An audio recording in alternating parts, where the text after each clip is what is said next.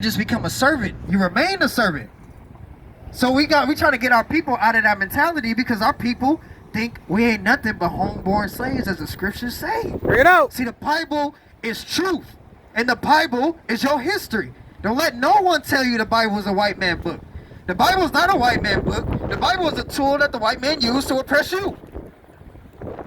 Because we lack that knowledge. So the Most High says you have chosen to reject knowledge. You've chosen to reject knowledge, especially within our generation. We don't care nothing about, we ain't trying to hear nothing about no knowledge. I don't hear nothing about that. If it's not posted on Instagram and getting a whole bunch of shares, and it ain't factual. That's all our people care about. But go ahead and finish that off. That thou shalt be no priest to me, seeing thou hast forgotten the law of thy God. See, the Most High says, in result, you're not going to be no priest to me. So we don't understand is when we was kings and queens, we had a government. So yeah, basically like a government body. So our priests were from a certain tribes, which was the Levites. The Levites was the ones that was making sure they was very, very connected with the Most High so they can teach us the law. Make sure that we had the right ordinances. Make sure that any type of issues that we have within our cities, any type of issues or problems or whatever it is, that make sure that everything was done in decently in order. But the Most High said, because you reject knowledge, you're not going to be a priest to me. You're not my priest any longer. So who are these pastors in these Sunday churches telling you otherwise? That they got a dream from the Most High. And the Most High told them, if you give them some money, then he gonna bless you. No, that's not the case. See, the scriptures call them pastors greedy dogs. That's what they call them. Bring that out. Vipers. See, we got to understand these things. It's a reason why you in this position. And it's a reason why you even hearing this message, believe it or not. Regardless of you want to hear it, it's going to come past. It's going to come to pass. That's what's so strong about prophecy. And that's what's so real about the Bible, too. You want to know why the Bible is such a real book? And why we believe in the Bible? It's because of prophecy. What is prophecy? Foretells something before it happens, and then it happens. See, prophecy is going to come to pass. That's why we tend onto this book. Go ahead, finish that off. Kyle, you get that? Yeah, they are prophets of the seed and of their own heart, which think to cause my people to forget my name. See, they're saying they prophets of their own heart. See, that's all we grow up listening to. That's all we hear. Follow your heart. Follow your dreams. Listen to your heart. You know what the Most High said about your heart? He said it was deceitful. It's deceitful. So he said these pastors are these prophets, these false prophets. And what is a prophet? A prophet is just a messenger. So he said these false messengers, what do? They go off of their heart. And they get you to go away against to forget the name of the Most High God. Your source of power. Hey. Your source of power. Go ahead. Jeremiah 17:9. They dreams which they tell every man to his neighbor, as the fathers have forgotten my name for Baal. See, they said they forgotten their name for Baal. That's just another pagan god. See, we follow all these pagan ideologies without even knowing it. Why you keeping Valentine's Day? Why you keeping Christmas? Why you keeping Easter? You keeping all these pagan holidays, not even understanding that you worshiping idols. Not even understanding that you went away from your whole culture. Not even understanding that you had your own culture. You had your own holidays that you were supposed to keep. You had your own language. You had your own dress code. You had your own dietary laws. You had your own way of how to plant. You knew all those type of things. Of how you're going to have, you had your own government body. You had rulership, your dominion. You're supposed to be in a dominance position as a so-called black and Latino man. The reason why we say so-called is because that's a byword. The reason why we say so-called is because that's not what you are. But we got to say it in that way so you'll understand who we talking to. So we're not talking to the other people. We talking to our people. We only focus for our people. And we're going to continue being focused for our people because our people need saving. Get that, Jeremiah 17. All right, you can get your precept. Go ahead.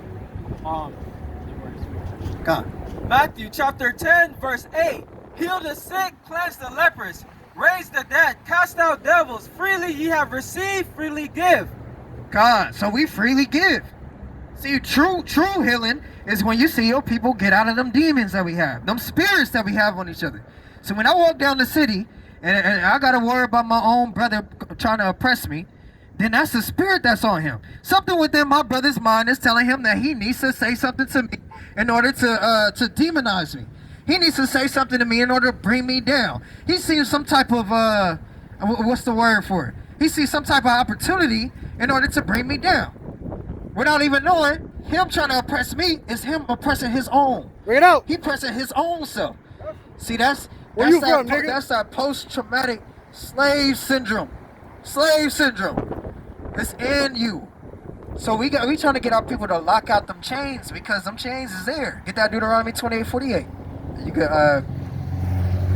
go back to that Jeremiah. Get that Deuteronomy 28:48. I know you got that 17:4, huh? Yeah, go ahead, get that. Yeah, 9. Jeremiah chapter 17, verse 9. The heart is deceitful above all things. See, the Most High, why America says go and follow your heart, the Most High says the heart is deceitful above all things. And what else? And desperately wicked. Who can know it? And desperately wicked. So that means when you're thinking about how your heart is and how you feel, your emotions, and what you want to do, what makes you feel well, the Most High says that your heart is wicked and it's desperately wicked. Meaning that you're going to be sustained to want to do wickedness. Because we live in this flesh. This flesh is what caused you to want to do these type of wickedness. See, it's a battle. Our people they focus on small pleasures. I ain't gonna lie, like, Small pleasures. you know what I'm saying? I don't even wanna say this Them man. small pleasures, it's not going to get you there.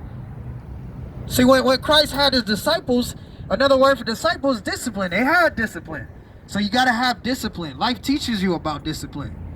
Small pleasures that we want. Get that Deuteronomy. Yeah, okay. Let me see. Word small. Bring it out. Deuteronomy chapter 28, verse 48. Therefore shall thy serve thy enemies, which the Lord shall send against thee, in hunger, and in thirst, and in nakedness. So guess what? If you ever wonder why are we in slavery, how did we get in slavery? Is it because the Most High put you in slavery? He says you're going to serve your what? Your enemies. So yes, you have enemies. So no, this so-called white man is not your friend. If you thought he was your friend, he's not your friend. If you thought he was your friend throughout 400 years of oppression, if you thought he was your friend while he was beating your behind on camera, while he was putting you on ropes, while he was raping your woman, while he was taking your kids, while he was doing all those things to you, the scripture says that the Most High is going to send you to serve your enemies. Your enemies. So no, your enemies is not your own people, even though your enemies can become your own people because of the way our people think. But no, your main enemy is these other nations. These other nations is trying to kill you. They don't care anything about you. They don't care that the fact of how much oppression that you went through. They don't care how much you got to work for these nice cars, for these nice shoes. They don't care that you got all these materialistic things and how much effort you got to put into it. They don't care about in regards to the household being broken up and all the arguments that's at home. The mom, the father is not there. They don't care about the children growing up with no type of stability. They don't care about your mind stability. All they're worried about is that they know they're going to make money from you. Bring it out. Because what? We vanity slaves. So as long as we look good, we think we good. As long as we got some nice cars, some nice shoes, some nice clothes, then we good. So my brother is down, man. They ain't worried about that, though. Hey, Salaki, I want to speak on that, man. Go ahead. That's a good point. I got homies that'll hit a lick for like 150,000, right? And go get a Maserati for 2 weeks. Go get a Maserati for 2 weeks. The brother said, man, his homies, they'll go ahead and lick, and then they'll go and rent a car for a couple weeks. See, you gotta rent the car in order to look good. See, it's vanity says as long as you look good on the outside, then you good, right? As long as you got some nice rims on your whip, you good, right? Don't catch them in that busted Honda Civic. They ain't trying to ride the Hondas no more. They said, nah, I got that foreign car. I got that foreign girl. Now I got a foreign belt. Nobody even looking at your belt. You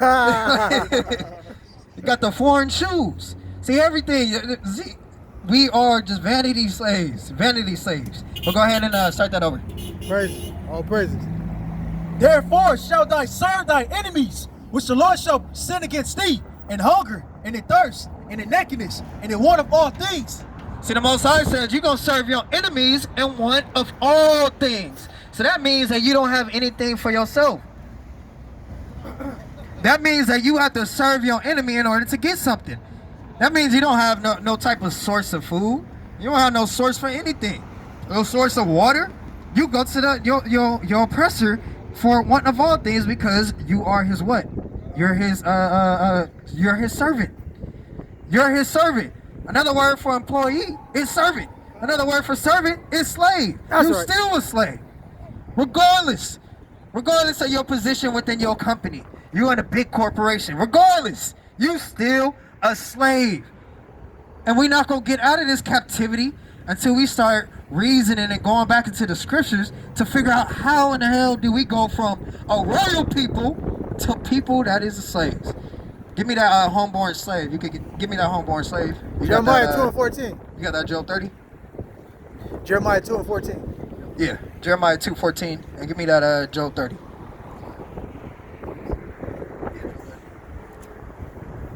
Yeah, give me Job 30 and verse. Well, let me get this one first. Go ahead. Yeah, hold that. We're gonna get verse 1. Go ahead. Jeremiah chapter 2 and verse 14. Is Israel a servant? Is he a homeborn slave? See, the Most High says, is a so-called black and Latino man a servant? Go ahead, read that again. Verse 14. Is Israel a servant? Is he a homeborn slave? Why is he spoiled? See, the Most High says, why is the so-called black and Latino man a servant? Is he a slave? Because of the way that he runs things, the way that he thinks, the way that he try to get his quick money, don't care about. He working his 9 to 5. He working double time. He working hard and not working smarter. So the Most High says, is he a homeborn slave? Why is he spoiled? Quote it again, the scripture. Get that Jeremiah chapter 2, verse 14. That's Read right. it again. Go ahead, read it. Read it one more time. Jeremiah chapter 2 and verse 14. Read out. Is Israel a servant? Is he a homeborn slave? See, the Most High says, is Israel a servant? Are you a servant and are you a homeborn slave? Why? Go ahead. Why is he spoiled? See, the Most High says, because why is he spoiled? Why did everything got to be handed to him in order to get satisfaction? Why is this man acting like a servant, acting like he good with all these materialistic things? Why is this man okay with the position that he's living in? So the Most High is questioning, like, why is he acting this way? Is he a homeborn servant? Is he a slave? Is that what he was supposed to be? No, you're not supposed to be that. You're more than just an employee. So we trying to tell our people. We trying to tell our people these simple things, but what do our people say? They say, hell no, that's what I do. I work my 9 to 5. I got a job. I got a driver's license. What that brother say? Yeah. He said, I got a job. I bet you I do. I bet y'all got a job. You're good, you got a job, but let's go ahead and get more than that though.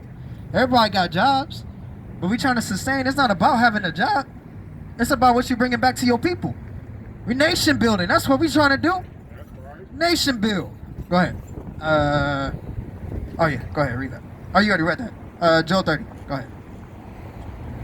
Job chapter 30 verse 1. Read out. But now they that are younger than I have me in Darson, whose fathers I would have disdained to have set with the dogs of my flock. See, Job was so cold because he said, I wouldn't even let my dogs sit with these people. So who is Job talking about?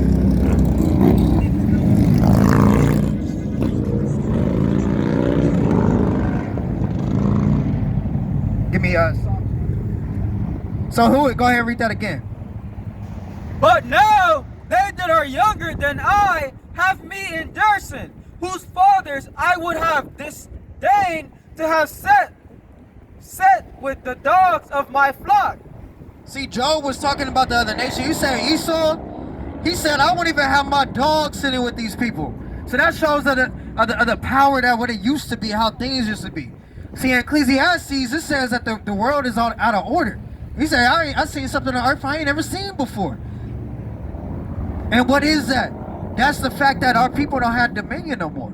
Our people is down to the bottom no more. All the way down to the bottom. And we okay with it too. We satisfied with it. As long as we got our Section 8, our EBT, we good. Let me get my stimulus check. 3rd, 4th stimulus check, I'm good. Let me get my check every week. Let me get my check every other week. Let me pay my taxes, we good. Oh, tax season, I'm about to come up. That's all our people want to do. That's all we care about. That's all they care about. Let me see. Look down to verse 8. Read up. So Job is talking about the Edomites. He says, man, I won't even put my dogs next to these type of people. But what do? We give praise to the so-called white man. He said, man, Master made that, the Master made that shot. Our Master made that building. Master is great. Master is the one who did this for me. Master gave me this Section 8 with this apartment I'm living in. I got my master's degree. I got my master's degree. See, I'm wise now. I'm just like Master.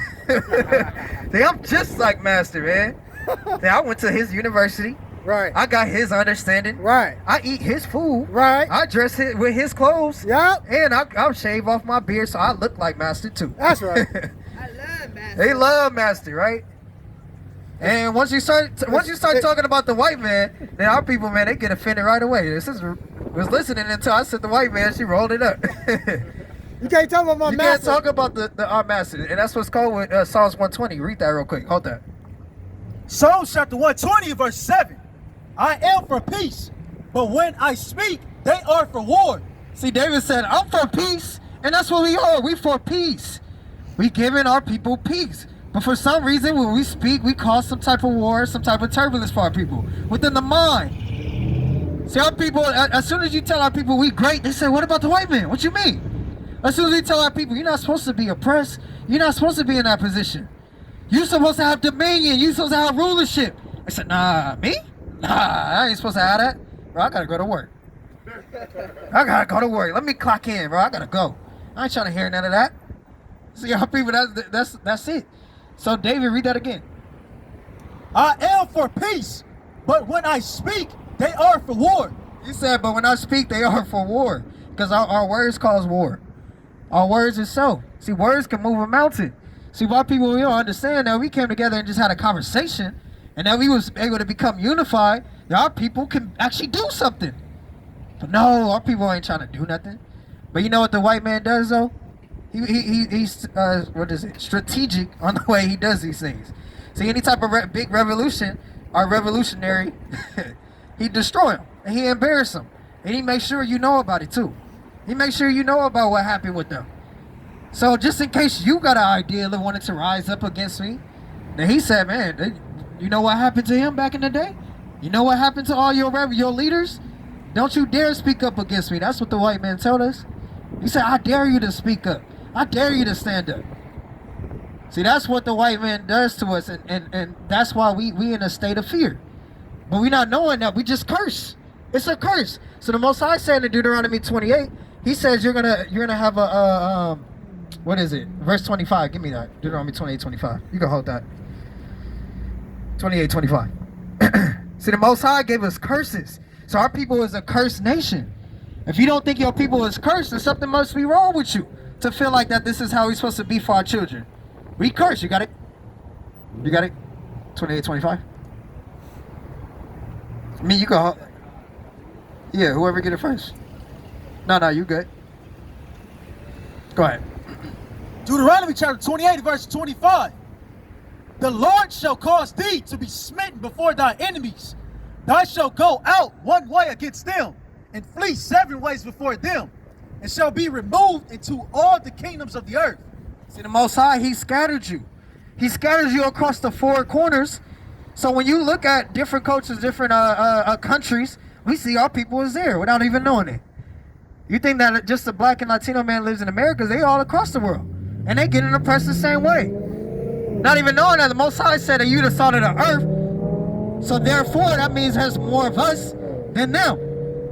But what did the white man do? Since it's back in slavery time, he made sure that you was going to be destroyed mentally. So he says in verse 48, get the latter part of 48. Read it. Verse 48. And in one of all things, he shall put a yoke of iron upon thy neck until he have destroyed thee. So what the white man did is he put a yoke of iron on your neck until he destroyed thee. So he put the chain on you, and he made sure, and then he took that chain off as soon as you was destroyed. So the same way that you got your pet, you got your dog, you put your chain on the leash on the dog, and you train your dog in certain ways on how he should think and what he gonna do, how far he gonna go, and when he gonna come back home. And then once he gets trained enough in order to keep that, so you got that leash, just in case he's trying to run away, you step on that leash, just to make sure that the dog don't run away. See, that's what a white man did. He put that leash on you, and when you ran away, then he oppressed you even more. He caused more, he made you an example to the other slaves. And then, therefore, you got fear. So once that fear set in your heart, and once that fear was passed down to your kids and your kids' kids, and they seen all these type of things, they was like, all right, they good now. Let me take this chain off or this leash. But now, what they gonna listen to me when I say come, they gonna come. When I say obey, they gonna obey. When I say no, they gonna listen. So that's where we at today. That's where we at today. So what we trying to do is get our people back to dominion and dominance, because the Most High says that you are a special and holy people, and you're supposed to be above. You're supposed to have a government law.